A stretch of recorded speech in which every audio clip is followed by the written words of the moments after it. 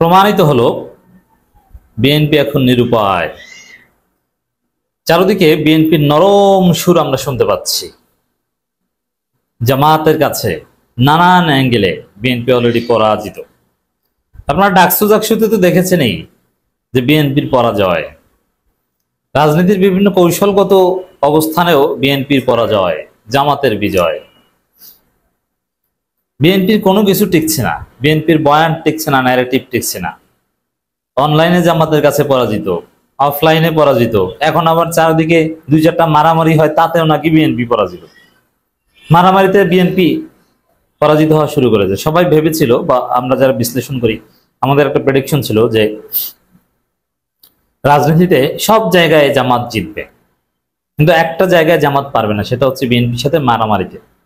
কিন্তু এখন আমরা দেখতে পাচ্ছি যে মারামারিতেও নাকি জামাত জিতে, বিএনপি নাকি পিটানি খেয়ে পালায়। এই ঘটনা শুরু হয়েছে। যদিও আমরা কোনো মারামারির পক্ষে নই, রাজনীতি হবে হেলদি কম্পিটিশন, পারস্পরিক শ্রদ্ধার ভিত্তিতে। বিএনপি যারা করে তাদেরকে আমরা রেসপেক্ট করব, জামাত যারা করে তাদেরকে আমরা রেসপেক্ট করব। তারা একে অপরের বিরুদ্ধে বলবে, সমালোচনা করবে, প্রতিযোগিতা করবে, কিন্তু কখনো মারামারি করবে না। মারামারি যারা করবে তারা সন্ত্রাস।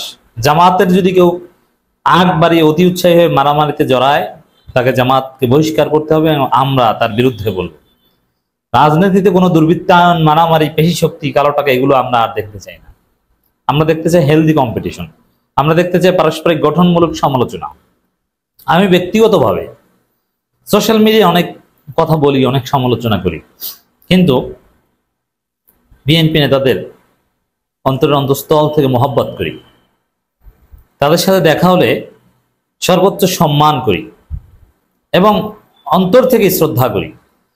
কারণ আজকে বিএনপি রাজনৈতিক অবস্থানের একজন কট্টর সমালোচক আমি, কিন্তু এই বিএনপি নেতারা অনেক ত্যাগ স্বীকার করেছেন, নির্যাতিত হয়েছে, তাদের অনেক অবদান রয়েছে। এবং জামাত বিএনপি দীর্ঘদিন একসাথে পথে চলেছে এবং এরা জীবন যৌবন অনেক কিছু বিসর্জন দিতে হয়েছে এই দেশের জন্য, রাজনীতির জন্য। অতএব ব্যক্তি হিসেবে তাদেরকে রেসপেক্ট আপনাকে করতেই হবে। অনেক বিএনপি নেতা আছে আমার স্যার, আমি চাইলে প্রোটোকলের খাতিরে টক শোতে বা বিভিন্ন জায়গায় দেখা হলে ভাই বলতে পারি, কিন্তু আমি ভাই বলি না, স্যার স্যারই বলি। এটা তাদের প্রতি একটা বিশেষ সম্মান। যিনি একসময় কলেজে বা বিশ্ববিদ্যালয়ে শিক্ষকতা করেছেন, তাকে একজন রাজনীতি বিশ্লেষক হিসেবে তাকে ভাই বলার কথা আমার, এটা আমি তাকে স্যার বলি, কারণ তাকে সম্মান করি। আমার শ্রদ্ধেয় শিক্ষক, শিক্ষক সমতুল্য, অ্যাটলিস্ট এইভাবে বলি। যেমন ডক্টর মঈন খান, খন্দকার মোশাররফ হোসেন, এদেরকে আমি অলওয়েজ স্যার বলি। আরো এরকম আছে স্থানীয় অনেক বিএনপি নেতা যারা শিক্ষক ছিলেন স্কুলের বা কলেজের বা মাদ্রাসার, তাদেরকেও অলওয়েজ স্যার বলি এবং বলবো। এটা করবেন, কিন্তু মারামারি কেউ করবেন না ভাই। মারামারি যেই করবে তার রাজনীতি বাংলাদেশে থাকবে না। জামাত উল্টাপাল্টা করলে তার রাজনীতি নাই হয়ে যায়। দেখেন না, ওই যে তারেক রহমানের ছবি বিকৃত করেছে জামাতের এক ইউনিয়ন নেতা, জামাত তাকে বহিষ্কার করেছে এবং সে আর কখনো রাজনীতি করতে পারবে না। তো জামাতদেরকে অতি উৎসাহে আচরণ করলে তার রাজনীতি থাকে না। তারপরও যদি কোনো কারণে মারামারি বেঁচে যায়, সেখানেও জামাত জয়লাভ করা শুরু করেছে। এখন বিএনপি অনেকটা নিরুপায়, যেহেতু বিএনপির কোনো কৌশল কাজ করছে না। বিএনপি অনেকটা হতাশ, সুর নরম করে এনেছে। কি হয়েছে আমি দেখাচ্ছি আপনাদের। দর্শক, একটা যদিও আমার এই টপিকের সাথে প্রাসঙ্গিক না, তারপর উদাহরণ দিয়ে বুঝাই। এই যে জুলাই সনদ, বিএনপি ছিল জুলাই সনদের বিরুদ্ধে দল, মানে মূলে ঝুলানো নীতি, ওটা পার্লামেন্ট দেখবে। এই সরকারের জুলাই সনদ বাস্তবায়নের কোনো ম্যান্ডেট নেই, কিন্তু সরকার বলছে, অন্য দল বলছে না, জুলাই সনদ বাস্তবায়ন করতেই হবে। বিএনপি নানান থিওরি, আর্টিকেল 106 অমুক তমুক, সংবিধানে হাত দেওয়া যাবে না, সংবিধানে হাত দিতে পারবে শুধুমাত্র পার্লামেন্ট। কিন্তু না, শেষ পর্যন্ত বিএনপি বলে যে না, এবার গণভোটে আমরা রাজি। অথচ এই গণভোটের বিরোধিতা করেছিল বিএনপি, এখন গণভোটে বিএনপি রাজি হয়ে গেছে। এটি তো নিরুপায় হয়ে রাজি হয়েছে। ওই যে আসিফ মাহমুদ বলেছিলেন না সেনা প্রধানের ক্ষেত্রে, যে ইউনূসকে ওয়াকার মানতে পারেনি, বুকে পাথর চাপা দিয়ে মেনেছে, ওরকম বুকে পাথর চাপা দিয়ে বিএনপি জামাতের কাছে পরাজিত হয়, সবকিছু মানতে হচ্ছে, নিরুপায়, কিছু করার নেই। কারণ বিএনপি দেখছে যদি এই গণভোট না মানে, আমরা যদি জুলাই সনদ বিরোধিতাই করতে থাকি, তাহলে আমাদের আম সালা সব যাবে। এবার না হয় সেকেন্ড হব, পরের বার তো ফার্স্ট হবো নিশ্চিত।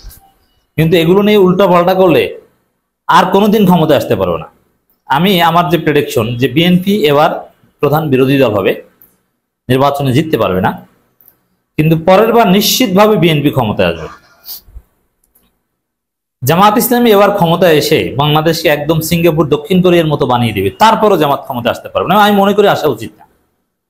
কারণ জামাত হোক আর যে হোক, বেশি ক্ষমতা পেলে সে স্বৈরাচার হয়ে উঠবে। সেজন্য 5 বছরের মধ্যে তার বিদায় হওয়া ভালো। আবার এসে বিএনপি চালাক, উল্টা পাল্টা করলে বিএনপিকে আবার জনগণ লাল কার্ড দেখিয়ে দিবে। একটা এই যে যুক্তরাজ্যে আপনি যদি দেখেন, লেবার পার্টি, কনজারভেটিভ পার্টি ঘুরে ফিরে এরা ক্ষমতা, এরকম একটা সুন্দর কাঠামো আমরা চাই, গণতন্ত্র চাই, জনগণ সবাইকে টেস্ট করতে দিবে। তবে জামাত ক্ষমতায় আসলে বাংলাদেশের রাজনীতি বদলে যাবে। পরবর্তীতে যারা যারা বিএনপি জামাত আসতে পারবে না, পরবর্তীতে হয়তো আবারও 5 বছর অপেক্ষা করা লাগবে জামাত। কিন্তু যারা আসবে তারা জামাতের চাইতেও ভালো হয়ে আসতে হবে।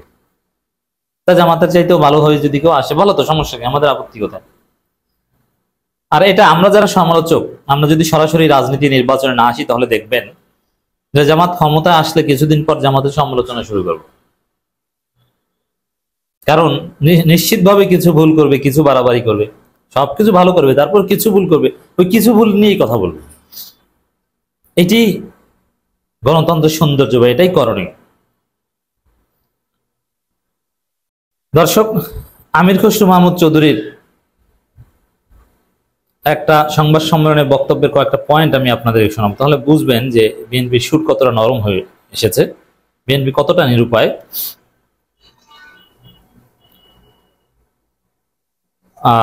জাতিসংঘের আবাসিক প্রতিনিধির সাথে বৈঠক করেছেন বিএনপি স্থায়ী কমিটির সদস্য আমির খসরু মাহমুদ চৌধুরী বলেন, ফেব্রুয়ারিতে নির্বাচন কিভাবে সুষ্ঠু সম্পন্ন করা যাবে তা নিয়ে বৈঠকে আলোচনা হয়েছে। তিনি বলেন, এর বাইরে রোহিঙ্গা প্রত্যাবাসন নিয়ে আলোচনা হয়েছে। ফেব্রুয়ারি নির্বাচনের আগে বাংলাদেশের জন্য এখন গুরুত্বপূর্ণ মুহূর্ত। জাতিসংঘ নির্বাচন কমিশন সমর্থনের জন্য যথাযথ চেষ্টা করছে। ঐকমত্য প্রসঙ্গে কথা বলেন, ধীরে ধীরে এগিয়ে যাচ্ছে। এখানে আমির খসরু মাহমুদ চৌধুরী বলেন যে না, সবাইকে ঐক্যবদ্ধ থাকতে হবে, আমাদের ঘাট তারা কথা বলছে, সবাইকে ঐক্যবদ্ধ থাকতে হবে, এবং আমরা আশা করি ফেব্রুয়ারিতে নির্বাচন হবে, আমরা সবাই সহযোগিতা করব, আমরা সবাই গণতন্ত্র মেনে চলবো, আসুন সবাই আমরা ঐক্যবদ্ধ থাকি। মানে নরম নরম কথা। এর আগে কি বলতো, ফেব্রুয়ারিতে নির্বাচন হবে, কেউ ঠেকাতে পারবে না। কিন্তু না, এখন সবাই আসুন আমরা সবাই হেল্প করি, আমরা সবাই ঐক্যবদ্ধ থাকি, আমরা সবাই এক থাকলে কেউ কোনো ক্ষতি করতে পারবে না। মানে এরকম নরম নরম কথা এখন বলছে। ওই যে নিরুপায় তো দেখালাম, যে গণভোটের বিরোধিতা করে এখন গণভোট মানছে।